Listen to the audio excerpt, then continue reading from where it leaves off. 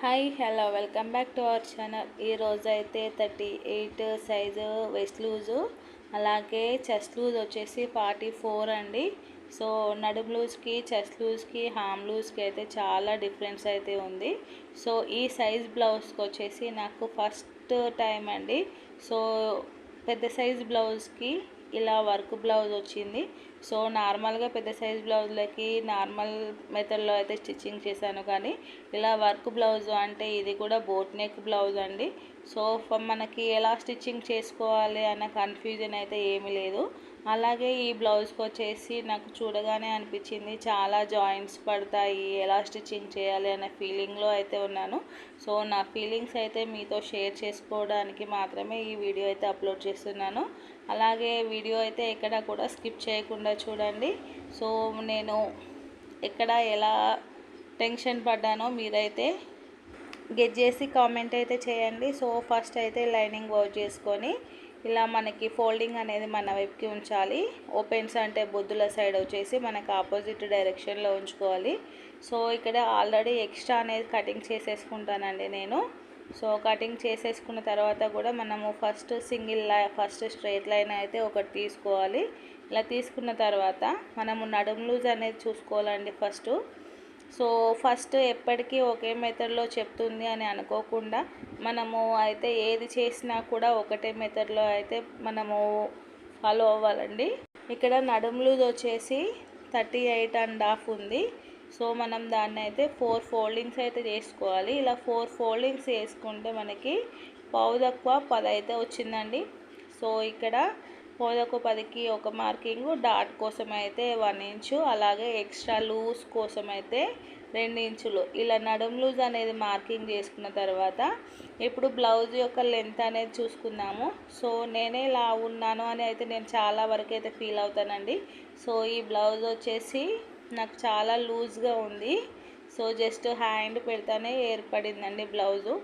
ఇక్కడ వచ్చేసి మనకి బ్లౌజ్ లెంత్ వచ్చేసి 16 ఉందండి.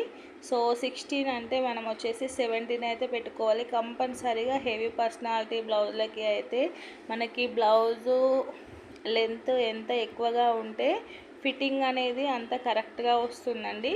సో ఇక్కడ ఖర్చుతో కలిపి అయితే 17 ఇంచులు పెడుతున్నాను. సో మనకి ఇంత లెంత్ అవసరమా, తక్కువ తీసుకుంటే సరిపోతుంది కదా అంటే మనకి బ్లౌజ్ వచ్చేసి ఇలా ఉంటే పర్లేదు.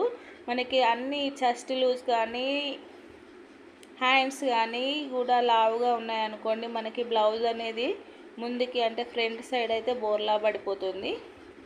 సో ఇప్పుడు కింద హాఫ్ ఇంచ్ మనం ఎక్స్ట్రా 1 ఇంచ్ తీసుకున్నాం కదా, ఆ 1 ఇంచ్కి అయితే ఇలా కింద ఒక హాఫ్ ఇంచు, పైన ఒక హాఫ్ ఇంచు అయితే మనం ఈ డబుల్ లైన్ అనేది తీసుకుంటే మనకి మిడిల్లో అయితే లెంత్ మనకి బ్లౌజ్కి కరెక్ట్గా సరిపోతుంది.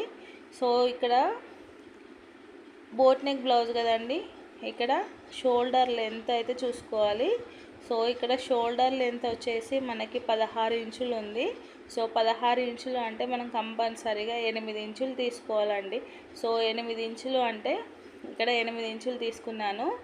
సో మనకి షోల్డర్ ఇలా కరెక్ట్గా సెట్ చేసుకొని అయితే చూసుకుంటే మనకి 2 షోల్డర్ జాయింట్స్ అనేవి ఉంటాయి కదా, ఆ 2 షోల్డర్ జాయింట్స్కి మధ్యలో ఎంత విడ్త్ ఉంటే అంత అయితే అందులో సగం అయితే కంపల్సరీగా తీసుకోవాలి. సో ఇక్కడ షోల్డర్కి వచ్చేసి 4.5 పెట్టాను. నెక్ విడ్త్ వచ్చేసి 4.5 పెట్టాను. అలాగే షోల్డర్ విడ్త్ 3.5 అయితే పెట్టానండి. సో 8 ఇంచెస్ అయితే సెట్ అయిపోయింది కదా. మనం ఇలా వర్క్ బ్లౌజ్ వచ్చినప్పుడు అయితే ఈ కింద మనకి మెయిన్ క్లాత్ పైన ఎంత లెంత్ అనేది ఉందో అంత లెంత్ అయితే చూసుకోవాలి. సో మెయిన్ క్లాత్ పైన ఉన్నదానికంటే ఒక హాఫ్ ఇంచు అయితే మనము ఇలా నెక్ లెంత్ అనేది తగ్గించుకోవాలి. సో ఇక్కడ ఫస్ట్ నెక్కు వచ్చేసి 4 ఇంచెస్ ఉందండి. సో నేనైతే ఇక్కడ 3.5 పెట్టాను, ఎందుకంటే మనం స్టిచ్చింగ్ చేశాక అయితే మనకి ఈక్వల్గా అయితే వస్తుంది కదా. సో మరి ముందే మనము డీప్ కట్ చేసుకున్నాం అనుకోండి, మనకి బ్లౌజ్ అనేది సెట్ అవ్వదు. సో ఇక్కడ కింద మనకి డ్రాప్ వచ్చేసి 8 ఇంచెస్ ఉంది. అలాగే డ్రాప్ విడ్త్ కింద 4.5 ఇంచెస్ ఉందండి. సో మనము ముందే లైనింగ్ని అలా కటింగ్ చేసుకుంటే చాలా డీప్ అయిపోతుందండి. సో అంటే వీపు అనేది చాలా ఎక్కువ అయిపోతుంది. సో మనం నార్మల్గా కటింగ్ చేసుకోవాలి. సో ఈ షేప్ అయితే వచ్చిందండి. మనకి ఈ షేప్లో మనము ముందే డీప్ కట్ చేసుకున్నాం అనుకుంటే మనకి బ్యాక్ వీపు మొత్తము బయటే ఉండిపోతుంది. సో ఇక్కడ నెక్ విడ్త్ అనేది ఎంత తీసుకున్నామో హార్మ్ రౌండ్కి కూడా ఇలా కింద సేమ్ విడ్త్తో తీసుకోవాలి. అలాగే హార్మ్ రౌండ్ కోసం వచ్చేసి 7.5 ఇంచులు అయితే తీసుకోవాలండి. సో అంటే హ్యాండ్స్ కూడా చాలా లావుగా ఉన్నాయి. అలాగే మనకి చెస్ట్ దగ్గర కూడా లూజ్ ఎక్కువగా ఉంది కాబట్టి 7.5 షోల్డర్ ఎంత తీసుకుంటే హార్మ్ రౌండ్ కోసం కూడా అంతే లెంత్ అంతే విడ్త్ కూడా తీసుకోవాలి. ఇక్కడ హార్మ్ లూజ్ వచ్చేసి మనకి 10 ఇంచెస్ ఉందండి. సో 10 ఇంచెస్ అంటే ఇలా కింద పైన షోల్డర్ జాయింటింగ్తో కలిపి 10.5 తీసుకోవాలి. లేదు అంటే ఎక్స్ట్రా 1/2 ఇంచెస్ తీసేస్తే 10 ఇంచెస్ అయితే తీసుకోవాలి.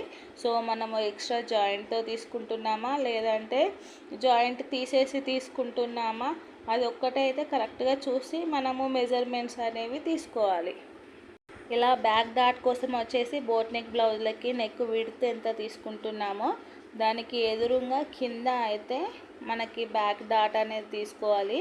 దీనికి బోట్ నెక్ బ్లౌజ్కి షోల్డర్ మిడిల్లో నుంచి తీసుకోవాల్సిన అవసరం ఏమీ లేదు.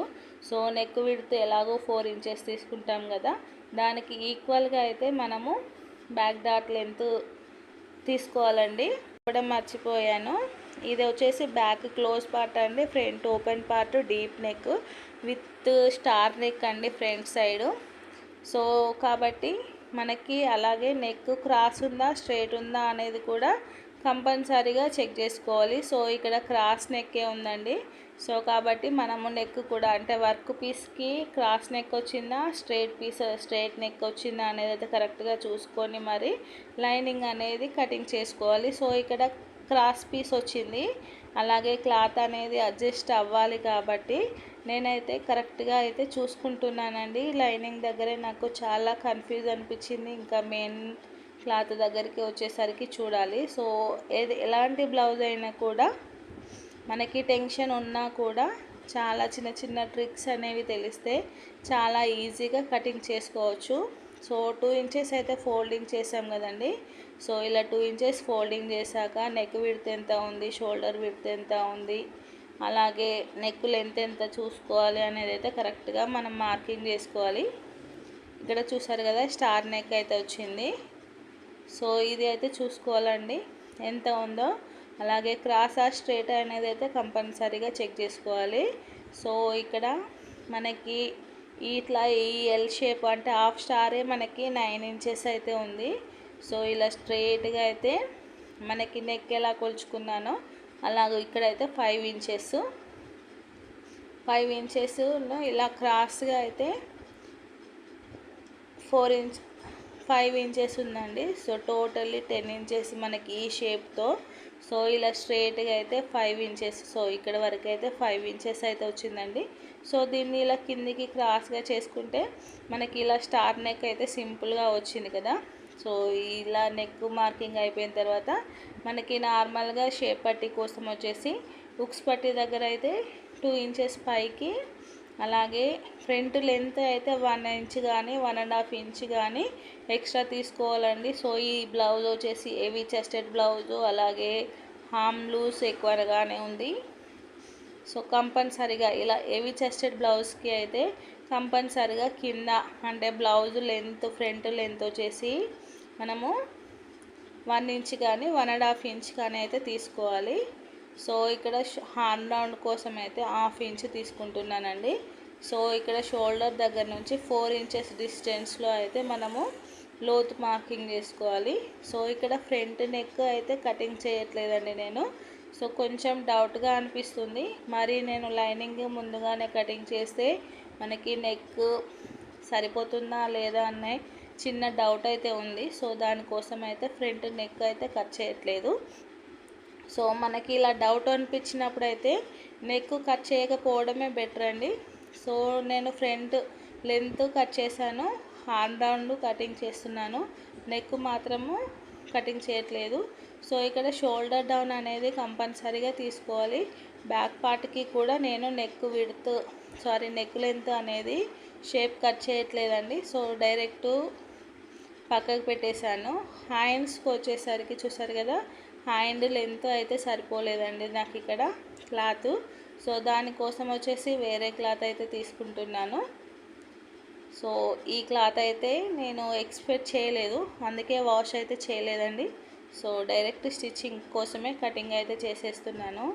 సో లెంత్ అనేది మనకి తక్కువైపోయిందండి ఆ క్లాత్కి. సో అందుకోసం వచ్చేసి ఇలా వేరే క్లాత్ అయితే తీసేసుకుంటున్నానండి. సో అర్జెంట్ ఇలా వర్క్ బ్లౌజులన్నీ పీకల మీద అయితే వస్తాయి. సో అర్జెంట్ అంటారు.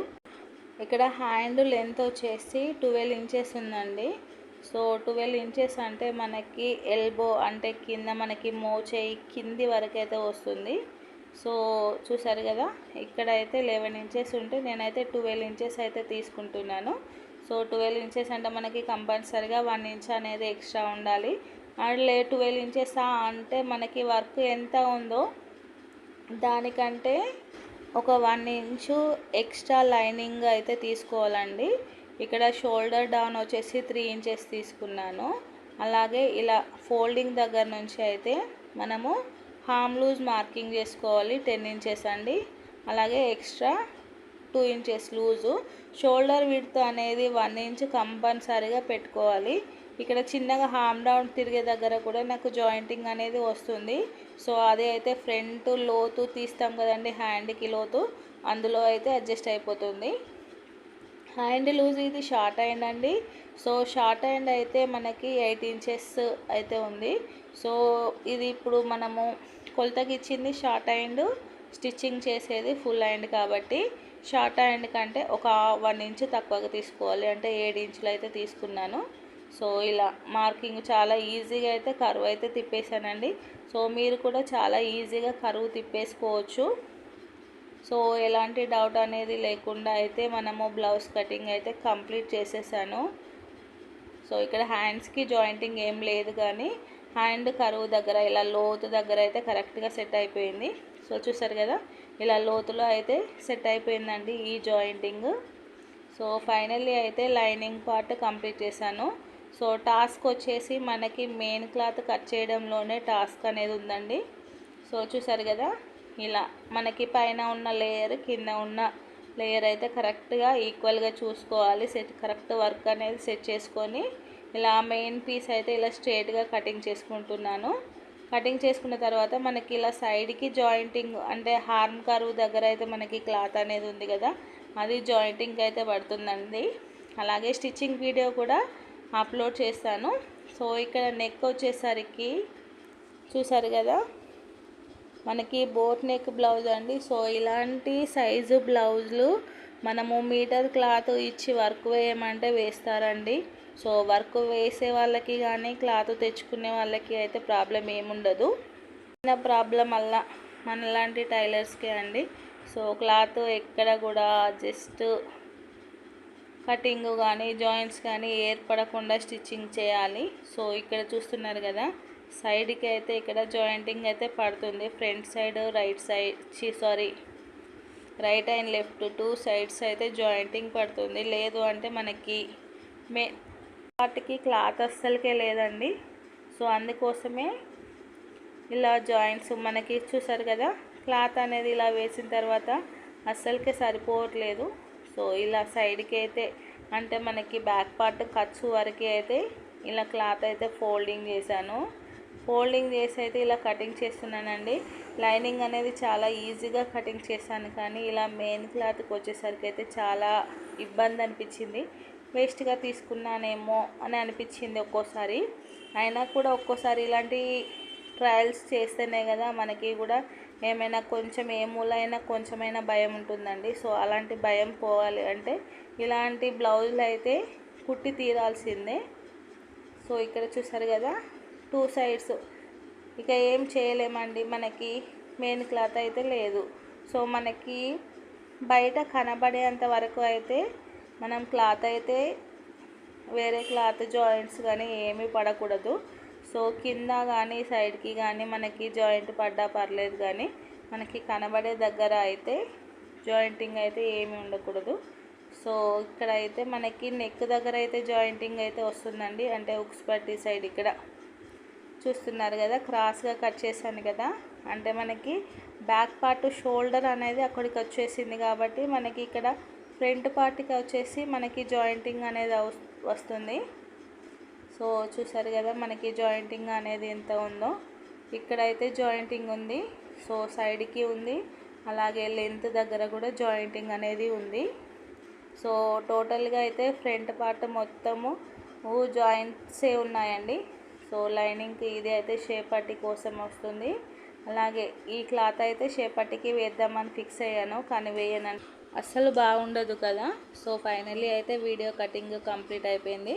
వీడియో కటింగ్లకు వచ్చిన తిప్పలు ఎలా ఉన్నాయో కామెంట్ అయితే చేయండి. అలాగే నా వీడియో కనుక మీకు నచ్చినట్లయితే please like, share and subscribe. Thank you for watching.